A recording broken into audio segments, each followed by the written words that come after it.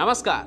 TV actress Devlina Bhattacharya से जुड़े कत्ल की कहानी में पिछले भाग में आपने हीरा व्यापारी राजेश्वर उदानी की गुमशुदगी से लेकर उसके लाश मिलने की कहानी सुनी।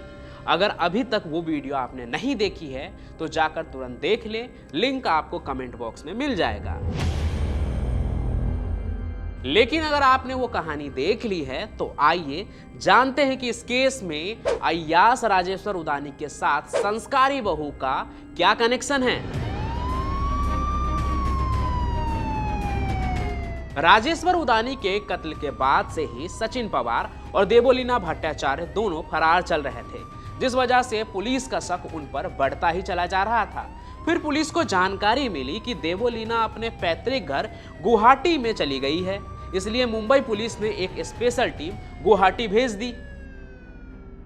अब पुलिस के इन्वेस्टिगेशन के साथ आप आगे बढ़े उससे पहले थोड़ा सा सचिन पवार और देवलीना के बीच का कनेक्शन आपको मैं बता दूं।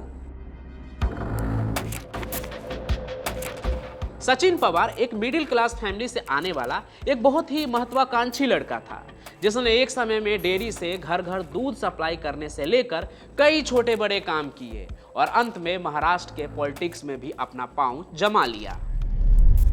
पहले उसे विधायक प्रकाश मेहता ने अपने पास रख लिया और जब यही विधायक गृह कल्याण मंत्री बने तो उसने सचिन को अपना सेक्रेटरी बना लिया।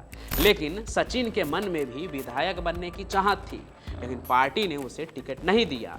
तो सचिन पवार साल 2009 में निर्दलीय खड़ा हो गया। इस बात से नाराज होकर मंत्री जी ने सचिन को अपने सेक्रेटरी के पद से हटा दिया और बाद में भाजपा पार्टी से भी सचिन को निकाल दिया गया। लेकिन कुछ समय बाद उसे पार्टी में वापस ले लिया गया, जहां फिर से वही ओहदा तो उसे नहीं मिला, लेकिन उसे आउटडोर विज्ञापन का काम मिला, जिसके वजह से कई फिल्मी सितारों से उसका मिलना जुलना शुरू हो गया। इसी दौरान सचिन पवार की मुलाकात होती है देवलीना भट्टाचार्य से, जो उस वक्त मुंबई में एक स्ट्रगलर थी।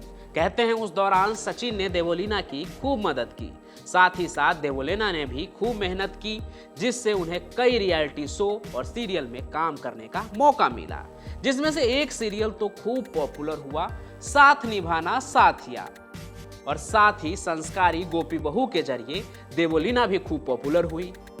और इस दौरान ही देवलीना भट्टाचार्य के साथ सचिन पवार की दोस्ती इस कदर बढ़ी कि कहते हैं दोनों लिव इन रिलेशनशिप में रहने लगे।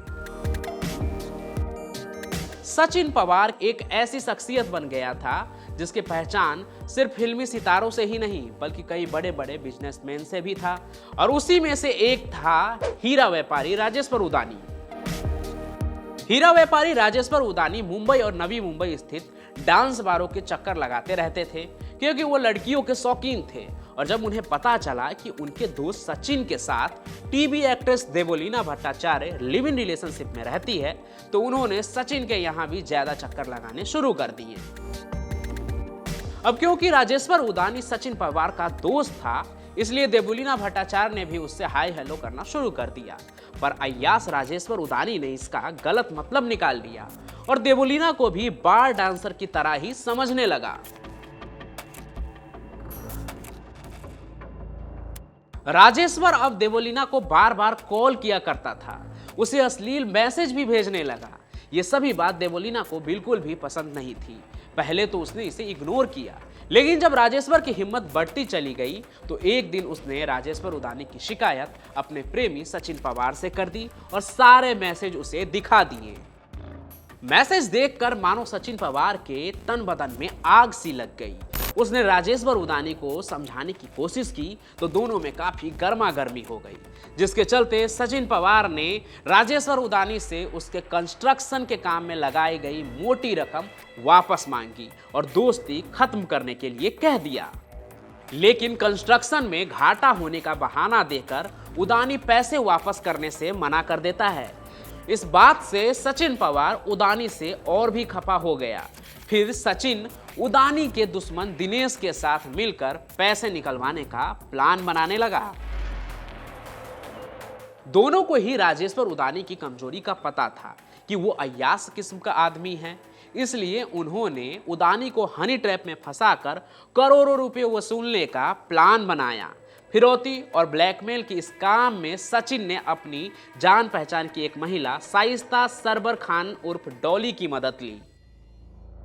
उसी के माध्यम से मॉडल निकहत उर्फ जारा मोहम्मद खान को 5 लाख रुपए में राजेश्वर उदानी के साथ एक अश्लील वीडियो बनाने के लिए राजी कर लिया और इसकी स्क्रिप्ट खुद सचिन पवार ने तैयार की थी। इसी बीच 18 नवंबर 2018 को एक पार्टी में जब राजेश्वर उदानी ने उससे बदतमीजी की और उसकी प्रेमिका देवोलीना के बारे में अश्लील टिप्पणी कर दी तो उसका खून खौल उठा। इसके बाद सचिन पवार के अश्लील फिल्म की कहानी में किरदार वही थे, लेकिन मकसद अब राजेश्वर उदानी को लूटना नहीं बल्कि उसे मौत के घाट उतारना था। घटना के दिन सचिन पवार ने व्हाट्सएप पर देवोलीना का राजेश्वर उदानी से एक अश्लील वीडियो के संबंध में बात करवाई और प्लान के तहत राजेश्वर को उसके कार से उतरवाकर अपने कार में बुला लिया। राजेश्वर पीछे मॉडल के साथ बैठ गया।